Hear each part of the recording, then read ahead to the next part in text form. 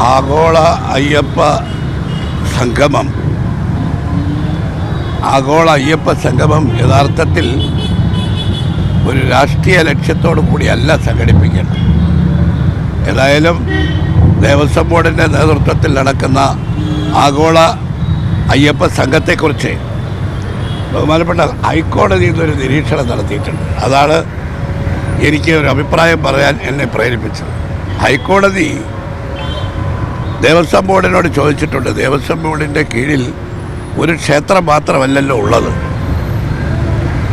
തത്വമസി, അതിന് പ്രചാരണത്തിന് വേണ്ടി ഇത്തരം സംഗമങ്ങളൊന്നും നടത്തേണ്ട കാര്യമില്ല.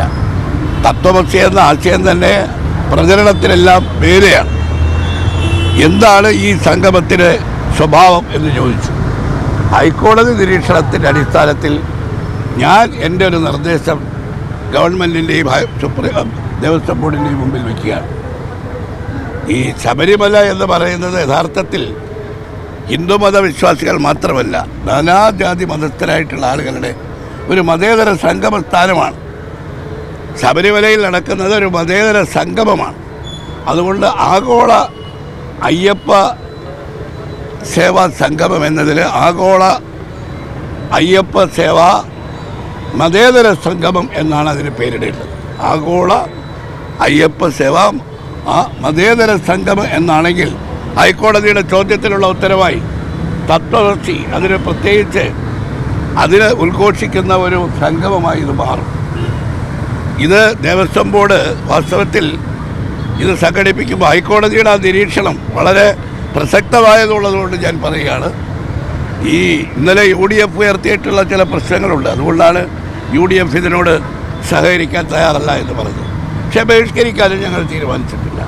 എന്നാൽ ശബരിമലയെ ഏറ്റവും കൂടുതൽ സംഘർഷ ഭൂമിയാക്കിയ സംഭവം മറക്കാറായിട്ടില്ല. ആ ഘട്ടത്തിലാണല്ലോ ഈ ഒരു ദേവസ്വം ബോർഡ് ഇത്തരം ഒരു നീക്കം നടത്തുന്നത്. ആ ശബരിമലയുടെ വികസനത്തിന് വേണ്ടിയുള്ള ഏറ്റവും കൂടുതൽ പ്രവർത്തനങ്ങൾ നടത്തിയിട്ടുള്ളത് UDF ഗവൺമെൻറ്റാണ്, ഉമ്മൻചാണ്ടി ഗവൺമെൻറ്റാണ്. കഴിഞ്ഞ ഒരു 4-5 വർഷക്കാലമായി ശബരിമലയുടെ വികസനത്തിന് വേണ്ടി കാര്യമായ ഒന്നും നടക്കാത്ത അവസരത്തിൽ ഇത് ഒരു രാഷ്ട്രീയ പ്രചരണത്തിനോ രാഷ്ട്രീയമായ പ്രയോജനത്തിനോ വേണ്ടി നടത്തുന്ന ഒരു സംഗമമായി മാറാതിരിക്കാനാണ് ഹൈക്കോടതി ഇത്തരം ഒരു ചോദ്യം ചോദിച്ചതെന്ന് എനിക്ക് തോന്നുന്നു. എൻ്റെ അഭിപ്രായം, എൻ്റെ നിർദ്ദേശം ഞാൻ ഗവൺമെൻറ്റിൻ്റെ മുമ്പിൽ സമർപ്പിക്കുകയാണ്.